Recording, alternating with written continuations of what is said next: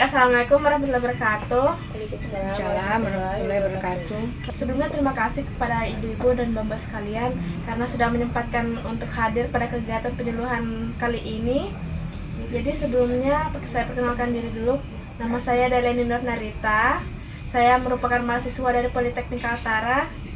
Yang pada kali ini saya akan menjelaskan tentang materi penyuluhan, yaitu kanker serviks. Mungkin untuk waktunya sekitar 20 sampai 30 menit. Baik. Sebelum kita masuk ke materi, apakah ibu atau mbak sekalian ada yang tahu atau pernah dengar apa itu kanker serviks? Belum ya. Jadi ini dia. Kanker serviks adalah penyakit yang terjadi ketika sel-sel abnormal tumbuh di leher rahim dan juga berkembang dan membentuk tumor ganas. Kanker serviks ini biasa disebut dengan kanker leher rahim. Nah, penyebab langsung dari kanker serviks ini belum diketahui, namun sebagian besar, hampir 95% kasus kanker serviks ini disebabkan oleh virus HPV atau Human Papilloma Virus. Nah, virus HPV ini adalah infeksi menular seksual umum yang dapat menyerang kulit, area genitalia, dan juga tenggorokan. Nah, jika infeksi virus HPV ini tidak diatasi, maka virus ini berpotensi untuk berkembang menjadi tumor ganas. Nah, kemudian ini ada tingkatan atau stadium kanker serviks, di mana yang pertama dia itu tidak menimbulkan gejala, hanya terbatas pada permukaan leher rahim. Nah, lanjut ke stadium pertama, dia itu terbatas pada daerah leher rahim. Kemudian stadium kedua, kanker menyebar pada leher rahim dan rahim. Lanjut ke stadium ketiga, kanker menyebar pada dinding rongga panggul dan juga lubang kemaluan. Dan lanjut stadium keempat, dia itu kanker menyebar pada kandung kencing dan juga saluran pembuangan, serta menyebar pada paru-paru, hati, dan juga tulang. Nah, lanjut tanda dan gejalanya itu ada kelelahan. Kelelahan itu terjadi karena tubuh berusaha melawan sel kanker yang berkembang. Proses ini memerlukan banyak energi dan dapat mengganggu metabolisme tubuh. Selanjutnya ada keputihan yang keluar bisa menjadi lebih kental, berwarna, dan berbau karena infeksi sekunder atau karena adanya nekrosis atau kematian sel pada jaringan tumor. Pendarahan dapat terjadi karena pembuluh darah di sekitar tumor menjadi rapuh. Kemudian yang terakhir ada nyeri panggul. Nah, nyeri panggul ini yang tidak biasa ini atau nyeri saat berhubungan seksual pada kanker serviks terjadi karena pertumbuhan sel kanker yang muncul jaringan di sekitar serviks dan organ panggul. Kemudian di sini ada faktor resiko kanker serviks. Ada kontak seksual atau pernikahan di bawah umur 15 tahun. Nah, pada usia muda, sistem reproduksi wanita belum berkembang sempurna. Sel-sel kanker rahim masih sangat rentan terhadap infeksi, terutama virus HPV. Yang kedua ada merokok. Zat-zat karsinogenik dalam rokok dapat merusak DNA sel-sel leher rahim. Kemudian berganti-ganti pasangan seksual. Jadi semakin banyak pasangan seksual, maka semakin besar kemungkinan terpapar HPV ini. Kemudian ada penurunan imunitas tubuh. Sistem kekebalan tubuh memainkan peran penting dalam melawan infeksi, termasuk infeksi HPV. Ya, selanjutnya ada melahirkan terlalu sering.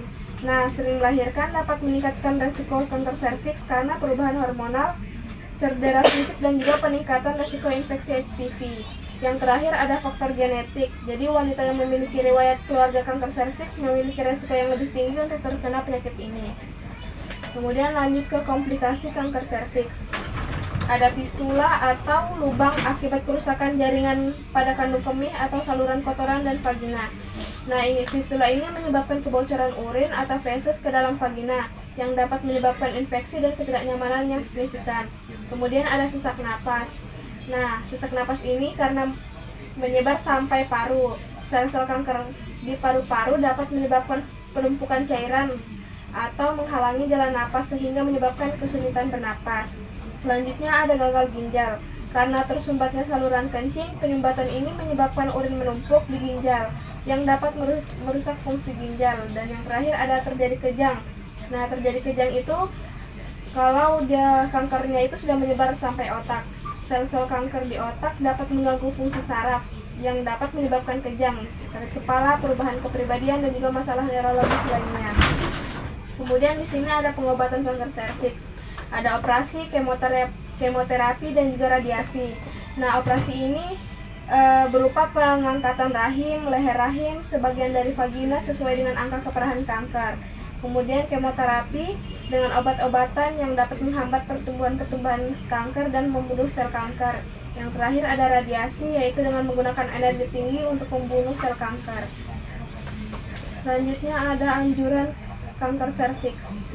Nah, yaitu dengan lakukan pap smear, tes 6 bulan sekali atau setahun sekali. Yang kedua ada lakukan vaksin HPV jika memungkinkan. Nah, yang pertama dulu pap smear. Nah, pap smear ini adalah metode screening yang efektif untuk mendeteksi perubahan sel-sel abnormal pada leher rahim. Yang kedua itu melakukan vaksin HPV jika memungkinkan. Nah, vaksin ini secara signifikan mengurangi resiko terkena kanker serviks. Kemudian ini pencegahannya. Kita bisa mencegah kanker serviks dengan cara menghindari hubungan seksual di bawah 15 sampai atau di bawah umur itulah. Yaitu dengan menunda hubungan seksual hingga usia yang lebih matang dapat membantu mengurangi resiko paparan HPV dan kanker serviks. Yang kedua itu setia pada suami dan atau istri. Dengan setia pada satu pasangan, resiko terpapar HPV dapat dikurangi secara signifikan. Kemudian tidak merokok. Seperti yang tadi, sel leher rahim yang sudah terinfeksi HPV akan lebih mudah berubah menjadi sel kanker akibat bahan karsinogen dari rokok. Kemudian hindari mencuci vagina dengan antiseptik. Nah, penggunaan antiseptik dapat mengganggu keseimbangan pH ini, membunuh bakteri baik yang melindungi vagina dan meningkatkan risiko infeksi. Kemudian mengurangi makanan yang berlemak atau berpengawet. Makanan yang berlemak, terutama lemak jenuh dan trans, serta makanan olahan dengan pengawet dapat menyebabkan peradangan kronis dalam tubuh. Yang terakhir yaitu dengan menjaga kebersihan daerah kewanitaan. Dengan menjaga kebersihan daerah kewanitaan dapat membantu mencegah infeksi lain yang dapat mempengaruhi kesehatan reproduksi. Nah, di sini ada beberapa mitos dan fakta kanker serviks yang biasa tersebar di masyarakat, yaitu ada mitosnya bahwa kita perlu melakukan tes pap smear setiap tahun. Namun faktanya jika hasil tes pap-nya itu positif, maka kita tidak perlu melakukan tes pap itu setiap tahun. Kemudian mitos yang kedua itu ada HPV itu tidak umum dan hanya menyerang pada orang yang memiliki banyak pasangan. Jadi tidak perlu khawatir untuk melakukan vaksin HPV.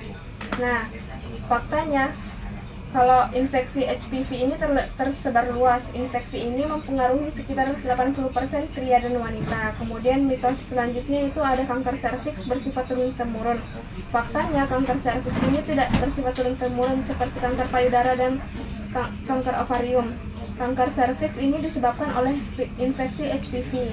Kemudian mitos selanjutnya itu ada kanker serviks ini tidak dapat dicegah. Faktanya perjalanan timbulnya kanker ini kan membutuhkan waktu yang bertahun-tahun lamanya, sehingga sangat masih memungkinkan untuk dicegah. Nah, jadi seperti itu. Baik, itu tadi materi penyuluhan yang saya sampaikan. Dari materi yang saya sampaikan, apakah ada pertanyaan?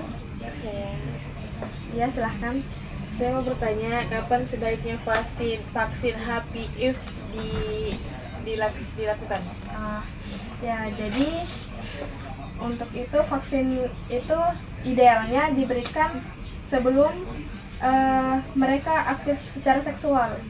Nah, biasanya tuh sekitar umur 9 sampai 26 tahun. Ya, baik. Selain itu apakah ada lagi pertanyaan? Tidak ada.